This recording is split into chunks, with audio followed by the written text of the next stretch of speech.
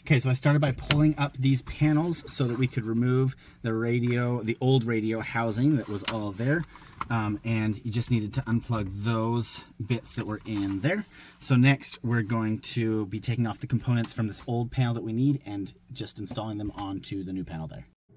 So with the old radio removed and the new touchscreen one here, there are a few things we need. So we need the temperature control knobs and buttons to be transferred over here. So we'll take those off and put them in the new one.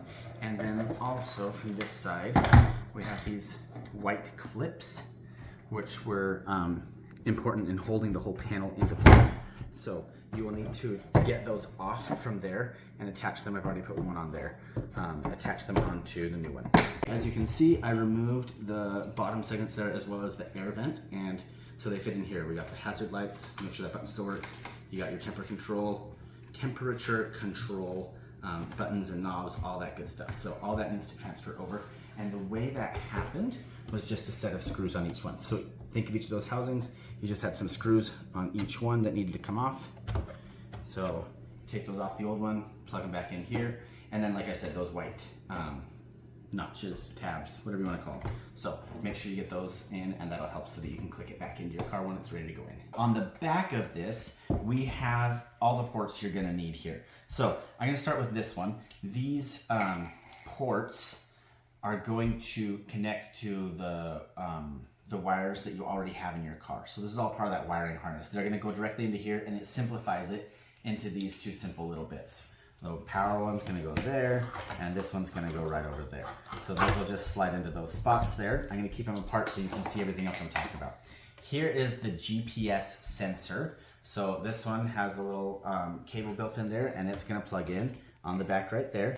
And then there are two of these cables, which is cool. These are USB cables. So I think it's so that you can retrofit having USB ports in your car. There's two of those, and they go in these little bits, one right there and the other one right there next to it.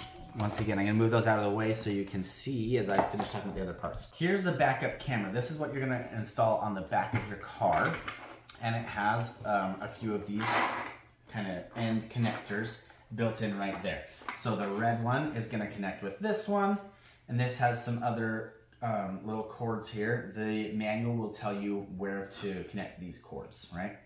And then the yellow connects to this other one. This is the long one that's going to go the length of your car. From the back, to be able to connect to your backup camera, you're going to connect the one there. And then the length of your car, this one's going to go all the way back up to the front. And it's going to connect to this little one. And then this is going to connect over here in this corner spot right there, okay? So that is so you can have your backup camera working. And then there is also this one. So we got the RCA cables if you want that, and you will just put it right in that one. Everything is going to fit on the back of this. It's all going to be pretty self-explanatory. I was worried before I got this because I wasn't wanting to try and figure out a whole lot of wiring. But everything has a single spot that it can fit in. You can't really put anything in the wrong spot. So I'm going to go get this plugged in here and then plug these bits into the wires that are already in my car. They're just going to plug right in, and I will show you what that looks like once I got it all in. Okay, so I've got it here. I've got all the wires connected. Like I said, it's really easy. They each have their own individual ports that you plug it into, and then those wiring harnesses plug directly into what came from your vehicle. I will add a little note here. This is very important. If you are getting the one with the backup camera, and if you are wiring it, then you need to connect this little red wire to this brown one that says back. It's clearly labeled there, and everything's clearly labeled, all your wires. You won't be able to mix them up, but you do need to connect these ones before you move on if you want to use the backup camera. All right, so everything is all completely set up, and it's fantastic. As you can see, it's linked to my phone, so I had it navigate me to Disneyland, so I could click on any of those and it would tell me how to get there. But also, it's just the whole Android Auto experience, right? So if you want to listen to some radio, you can Okay, class. Vos está pronto. Estamos prontos. That was really loud. I apologize for that. But there's also So you can kind of switch back and forth between a few different things there. So I don't know, you should not watch YouTube while you're driving. Don't do that. But it's just like your phone. You can pull up all the open apps. Basically, you can listen to radio, you can connect it to your phone, you can play whatever music you are doing on your phone. You can control it from the steering wheel as well. You can get that set up. So I can change the volume directly from my steering wheel, and you can hear the music that I've got playing on the phone. I'm gonna go ahead and turn that back down. So you can have it skip. I just switched songs there. You can switch a couple times if you want. And the way you do that is by getting this car settings right here, and then steering learn. This is a key one for me. So basically, you're gonna select a function that you want it to do.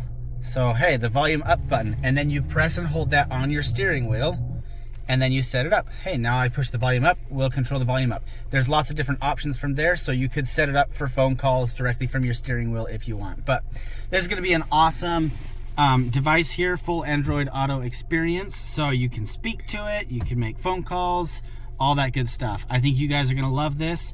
Oh, and I should show you the backup camera. So I just pop it in reverse, and there it is. Beautiful.